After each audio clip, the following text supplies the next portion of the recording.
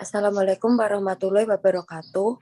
Kami dari kelompok 7 yang beranggotakan 1. Dwi Hairunisa, NIM 2019-11089, 2. Bimo Laksono, NIM 2019-11393.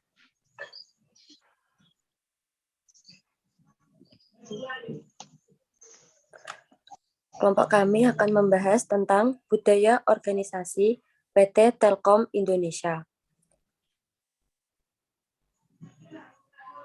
Yang pertama yaitu pengertian. Budaya organisasi merupakan suatu sistem berbagai arti yang dilakukan oleh para anggota yang membedakan suatu organisasi dari organisasi lainnya. Budaya organisasi adalah suatu karakteristik yang ada di suatu kelompok dan digunakan sebagai tuntutan mereka dalam berperilaku serta membedakannya dengan kelompok lain. Artinya, budaya organisasi merupakan suatu normal dan nilai-nilai perilaku yang harus dipahami dan dipatuhi oleh kelompok orang yang menganutnya.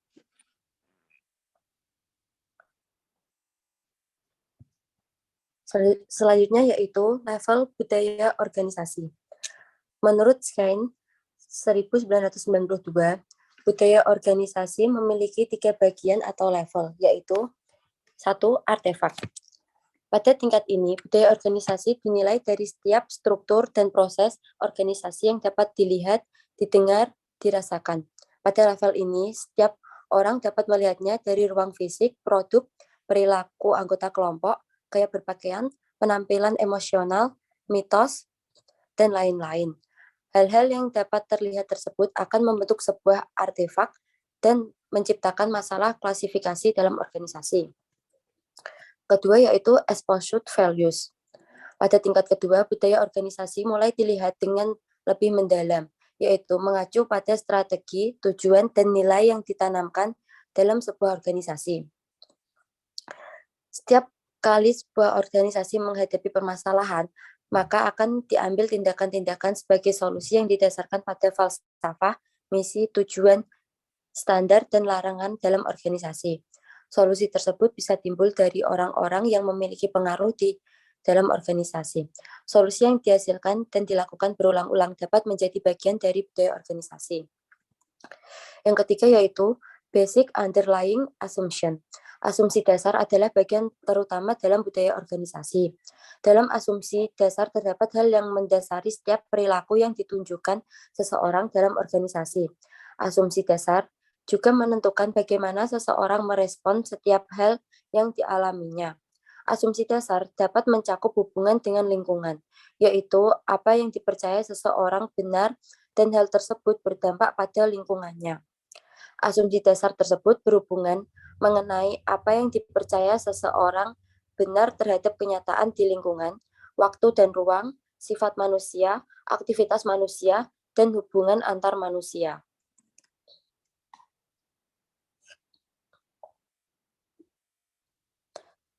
Yang ketiga yaitu sumber budaya organisasi.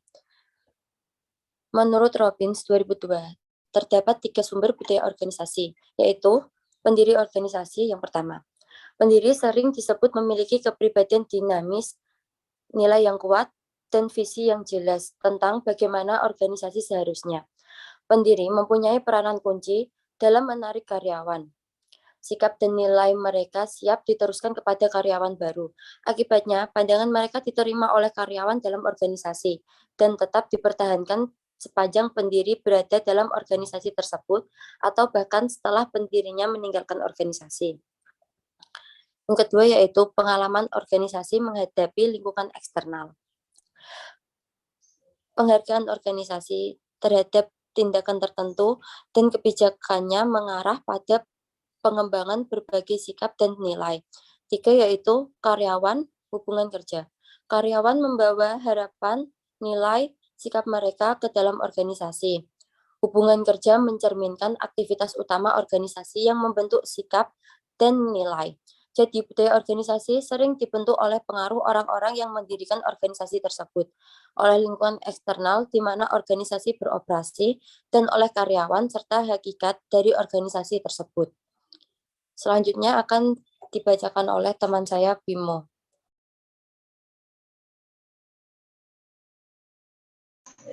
Lanjutan, budaya organisasi dipengaruhi oleh beberapa faktor. Yang pertama, pengaruh umum dari luar yang luas mencakup faktor-faktor yang tidak dapat dikendalikan atau hanya sedikit dapat dikendalikan oleh organisasi. Dua, pengaruh dari nilai-nilai yang ada di masyarakat, keyakinan-keyakinan dan nilai-nilai yang dominan dari masyarakat luas, misalnya kesopan santunan dan kebersihan. Ketiga, faktor-faktor yang spesifik dari organisasi. Organisasi selalu berinteraksi dengan lingkungannya. Dalam mengatasi baik masalah eksternal maupun internal, organisasi akan mendapatkan penyelesaian yang berhasil. Keberhasilan mengatasi sebagai masalah tersebut merupakan dasar bagi tumbuhnya budaya organisasi. D. Fungsi budaya organisasi. Yang pertama, budaya memiliki peran untuk mendefinisikan batasan. Dua, menyampaikan suatu perasaan akan identitas bagi para anggota organisasi. Tiga, budaya akan memfasilitasi komitmen pada segala sesuatu yang lebih besar daripada kepentingan diri sendiri. Empat, mendorong stabilitas dari sistem sosial. Lima, pengambilan perasaan dan mekanisme pengendalian dan membimbing dan membentuk tingkah laku dan perilaku dari pekerja. Peran budaya organisasi mencapai tujuan organisasi. Satu, sebagai identitas organisasi. Budaya organisasi berisi satu set karakteristik yang melukiskan organisasi dan membedakan dengan organisasi lain. Dua, menyatukan organisasi. Budaya organisasi merupakan lem normatif yang merekatkan unsur-unsur organisasi menjadi satu.